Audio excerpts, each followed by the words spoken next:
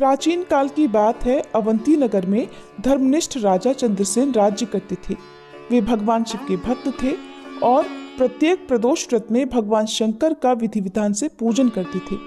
लेकिन उनका पुत्र वीरसेन बाल्यावस्था में ही गंभीर रोग से ग्रस्त हो गया। वैद्यों और तांत्रिकों ने हर उपाय किए पर कोई लाभ नहीं हुआ। राजमहल में निराशा का वातावरण था। एक दिन महर्षि वशिष्ठ राजमहल में पधारे। राजा ने दुख व्यक्त किया।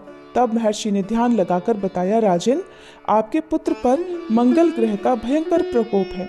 केवल भौम प्रदोष व्रत और भगवान शिव की पूजा अर्चना से ही ये संकट टल सकता है। राजा चंद्रसेन ने तुरंत भौम प्रदोष व्रत का संकल्प लिया। संध्या समय उन्होंने विधि विधान से भगवान शिव की पूजा की। फिर मंगलवार और त्रयोदशी तिथि का शुभ संयोग आने पर भौम प्रदोष व्रत का अनुष्ठान किया। रात में शिव तांडव स्तोत्र का पाठ भी किया। रात्रि के अंतिम पहर में भगवान शिव ने राजा को स्वप्न में दर्शन दिए। भगवान शिव के साथ मंगल देव भी विराजमान थे। भगवान शिव ने कहा, हे राजन, तुमने सच्ची श्रद्धा से व्रत किया है, इसलिए मंगल ग्रह के दोष का प्रभाव समाप्त होता है। अब तुम्हारा पुत्र स्वस्थ होगा।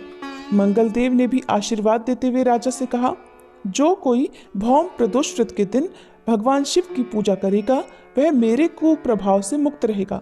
यह व्रत ऋण, रोग और समस्त कष्टों का नाश करने वाला होगा। और फिर राजा के जीवन में चमत्कार हुआ। अगले ही दिन राजकुमार वीरसेन का रोग समाप्त हो गया। उसके चेहरे पर नई ऊर्जा और तेज आ गया।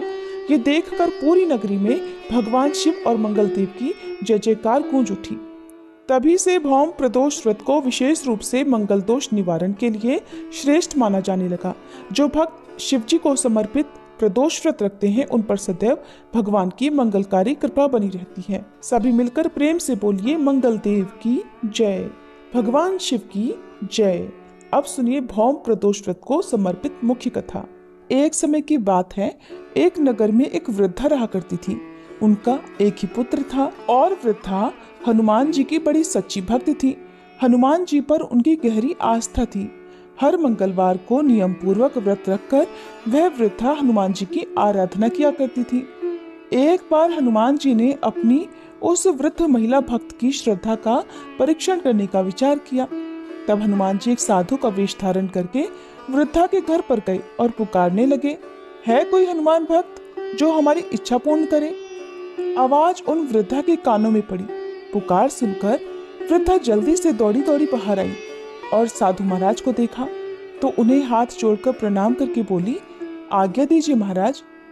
हनुमान वेशधारी साधु बोले, मैं भूखा हूँ, भोजन करूंगा, आप थोड़ी जमीन लीप दो। साधु की बात सुनकर वृद्धा दुविधा में पड़ गई, इसलिए हाथ जोड़कर बोली, महाराज, लीपने और मिट्टी खोदने के अलावा आप कोई दूसरी आज्ञा दीजिए, वह आज्ञा मैं अवश्य पूर्ण करूंगी। तब साधु ने 3 बार वृद्धा से प्रतिज्ञा करवाई और प्रतिज्ञा कराने के बाद कहा, जा तू अपने बेटे को बुला, मैं उसकी पीठ पर आग जलाकर भोजन पकाऊंगा। साधु की बात सुनते ही वृद्धा तो घबरा गई, परंतु वह प्रतिज्ञा कर चुकी थी, इसलिए वह नियमबद्ध थी। अब उसने अपने पुत्र को बुलाया और साधु महाराज को सौंप दिया। वेशधारी साधु हनुमान जी ने वृद्धा के हाथों से ही उसके पुत्र को पेट के बल लिटवाया और उसकी पीठ पर आग जलवाई। आग जलती देखकर वह वृद्धा बड़े दुखी मन से अपने घर के भीतर चली गई। इधर भोजन बनाकर साधु ने वृद्धा को बुलाकर कहा, आइए माताजी, भोजन बन गया है, अपने पुत्र को भी पुकारो ताकि वो भी आकर भोग लगा ले। साधु महाराज की बात सुनकर दुखी वृद्धा, जो मन ही मन हनुमान जी को याद कर रही थी, वह कहने लगी कि हे साधु महाराज, मेरे पुत्र का नाम लेकर आप मुझे और कष्ट मत दीजिए। अभी अभी तो आपने मेरे पुत्र की पीठ पर आग जलाकर भोजन बनाया है। लेकिन साधु महाराज नहीं माने और वृद्धा से बार बार अपने पुत्र को आवाज लगाने की बात कहते रहे। तब वृद्धा ने साधु महाराज की बात मानकर अपने पुत्र को आवाज लगाई। तब देखते ही देखते वृद्धा का वह पुत्र जो घर के बाहर ही खेल रहा था, माँ की आवाज सुनकर दौड़ा दौड़ा अपनी माँ के पास आ गया। अपने पुत्र को जीवित देखकर वृद्धा को बड़ा आश्चर्य हुआ और यह सब चमत्कार देखकर वह साधु महाराज के चरणों में गिर पड़ी। तब हनुमान जी अपने वास्तविक रूप में प्रकट हुए और वृद्धा को भक्ति का आशीर्वाद दिया। बजरंगबली हनुमान जी की कृपा से वृद्धा को उनका पुत्र वापस मिल गया और वृद्धा के जीवन में जो भी दुख थे वो सब बजरंगबली की कृपा से दूर हो गए। प्रेम से बोलिए बजरंगबली हनुमान जी की जय, भोलेनाथ की जय।